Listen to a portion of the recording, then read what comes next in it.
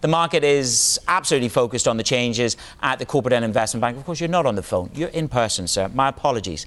The changes at the Investment Bank. What will ABN AMRO's investment bank be? Who are you going to compete with after these changes? And we understand 250 jobs are to go. Is that a starter number in terms of the job cuts? Yeah.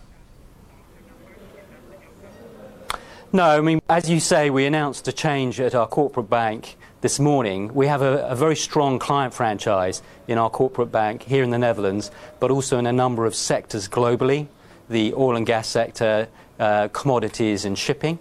So we're not fundamentally changing our outlook. What we're doing is we're making a number of changes to ensure that that business meets its ROE target of 10 to 13%, which is the target we have for the group as a whole. So we're looking to do three things in the corporate bank. We're looking to reduce the capital that we deploy to that business. We're looking to cut costs, including some staff costs. And we're also looking to transform the business model to ensure that that business is well placed to succeed in a Basel IV world.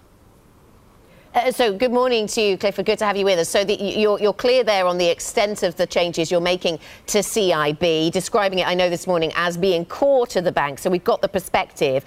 Did you at any point, though, discuss with the board closing the CIB unit altogether, or was that never on the table? No, we looked at things carefully. I mean, we said that we would give an update on the corporate bank at Q1, and we're doing that today. We've reviewed the business carefully, both its strong franchises, but also the changes that we're expecting over the next few years in respect to Basel IV, which is the new capital rules. And we've announced the measures today that we think will ensure the business will thrive going forward. In terms of other changes, Clifford, where might we see you step back a little bit? You're doing this restructure at the CIB, but what other portions of the bank might you step back from geographically, let's say around Europe, in terms of your footprint? Yeah, I mean, we have made some disposals in recent years. So we've sold out of our private banking business in Asia and also in Luxembourg. We feel we've got the portfolio that we think we can succeed in currently. I wouldn't rule out further M&A. We bought a private banking business in Belgium last week, so we're buying business as well as reshaping our portfolio. But altogether, we're very pleased with the businesses we're operating in, and we're going to continue to manage those actively to ensure we deliver good returns and good services to our clients going forward. Is that, let me just pick you up on that, you have a core equity tier 1 ratio of 18.3% due to active balance sheet management. Do you want to use the capital for acquisitions over dividends? The whole byword in the banking industry this quarter is about share buybacks. Why no share buyback? Are you building a war chest for deals? No, we're not building a war chest.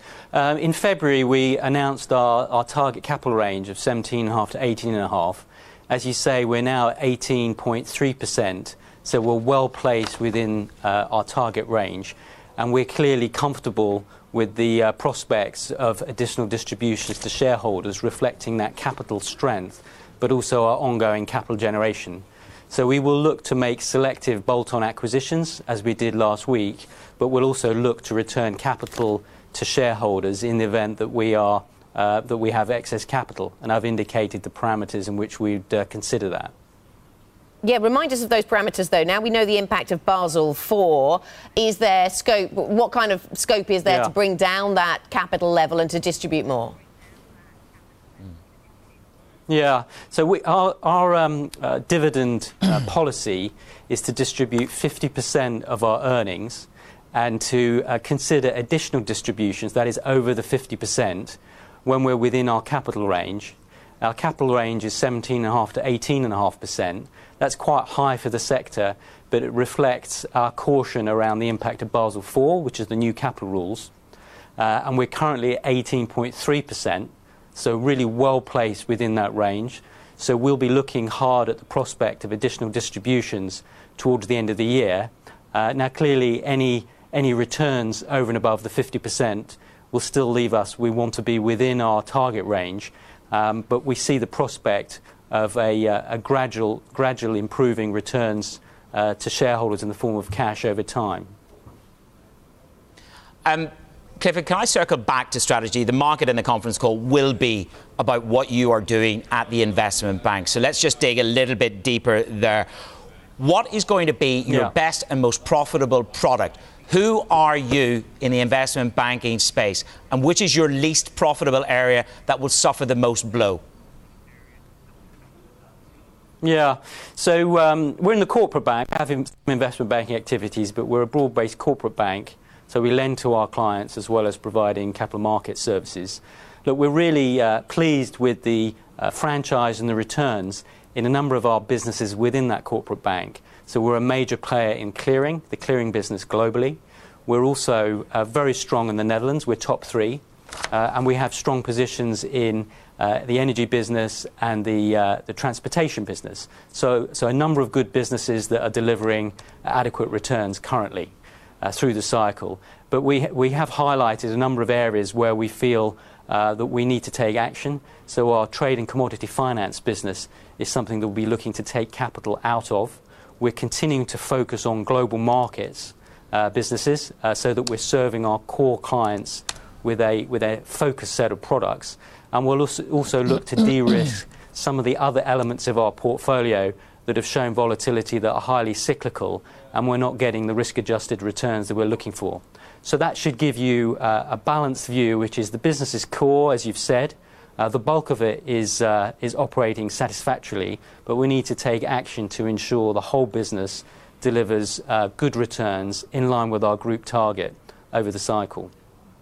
OK, Clifford, and in terms of the overall business at ABN Amro, are you concerned about trade wars? Are you concerned about the impact that could have on your business, taking into account commodities, shipping companies and other areas where you might have strength and therefore exposure? Yeah, I mean, we're following political developments closely, but so far that's had very little impact in the overall strength of the economy. I mean, as I mentioned, we're strong in the Netherlands, and that economy continues to be very buoyant. We've seen growth of 3% of GDP this year, and we think that will continue. In terms of global trade, you know, it's possible that politics impacts economics, but for now we're seeing improving commodities pricing, which supports our business actually in the short term. So we'll watch developments carefully, but we feel confident that that our business is in good shape and the effects of trade wars is muted at this point.